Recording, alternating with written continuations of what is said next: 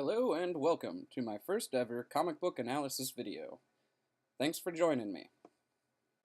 Today we're going to be talking about The Black Incal, Volume 1 of Alejandro Jodorowsky's The Incal. The Incal Volume 1 has been called a sci-fi masterpiece. It is about the trials of John DeFool, a mediocre private eye, as he tries to save his own skin after being given the White Incal, a precious and coveted artifact. DeFool's adventures bring him into conflict with the president of a dystopian society, as well as a cornucopia of other interested parties.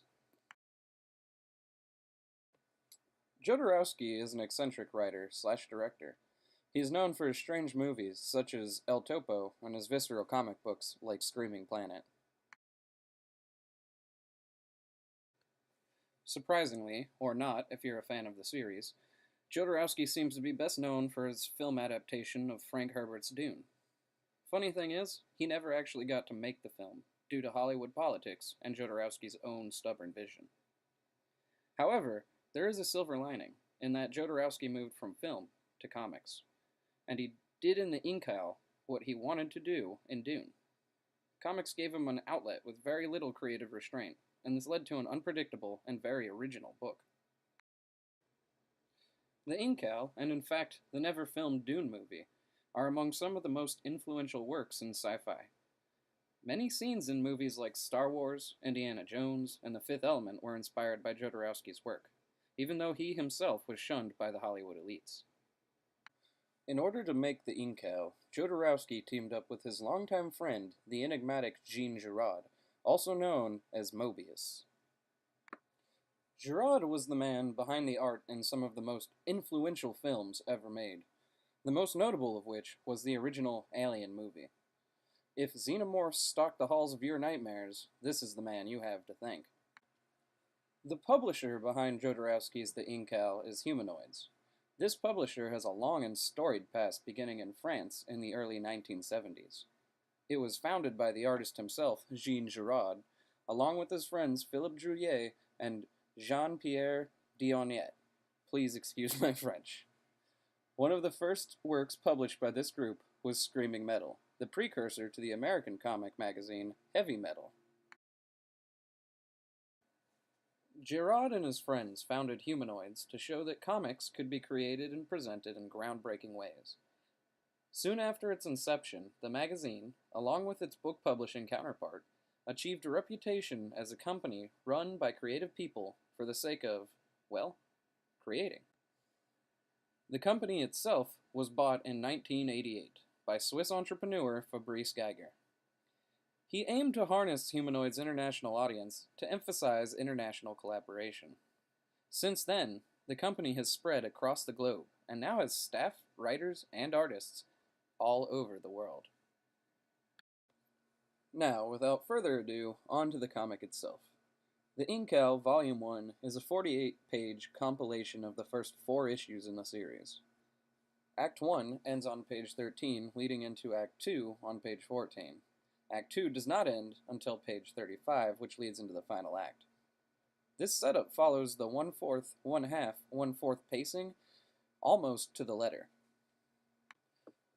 The Incal has a solid story arc, which is to be expected of a writer like Jodorowsky. We're introduced to John DeFool, the protagonist of the story, and his, quote, normal world, before taking you to the inciting incident. It then whisks you off on a non-stop adventure. The book is the first in a series, so it leaves room for subsequent issues. That being said, the ending is satisfying and leaves you wanting more. There is always a ton of character development in Jodorowsky's work. DeFool, the main character, is the most obvious example in this book. He starts out a hapless fool that is only out to save his own skin, but through the story becomes a hapless hero on a mysterious quest. As a side note, Jodorowsky has been known to make interstates visible, and he uses this tactic beautifully in the Incal on multiple occasions. The most striking of these is when DeFool is torn into 4 pieces by the Incal, forms into 4 primal versions of himself, then reforms again back into his original confused self. The transitions in the Incal were smooth, and you always knew where and when you were, despite the outlandish setting. The transitions were also immersive. They never broke the tone of the story, and were obvious without being invasive. Again, I would expect nothing less from a dynamic duo such as Jodorowsky and Mobius. I mean, they have been making comics for over 40 years.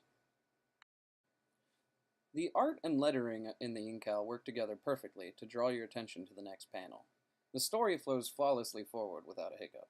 This is not surprising when you remember that we're talking about the famous Jean Giraud and Alejandro Jodorowsky. As a disclaimer, I do not remember what the exact definition of the page's mini-comic idea is. However, I am reasonably sure that it means you can open the book to any page and find out what is going on. So each page would be considered like a mini-comic. If this is indeed the true definition, then I would say that the Incal definitely takes advantage of that theory. That being said, there are times when you really just have to read the pages that come before. Otherwise, it becomes extremely confusing. So, all that being said, I really enjoyed this graphic novel. I would definitely recommend it. That is, if you're like me and enjoy really strange stories that make you question reality, or enjoy any of Jodorowsky's previous work. Well, that's all, folks.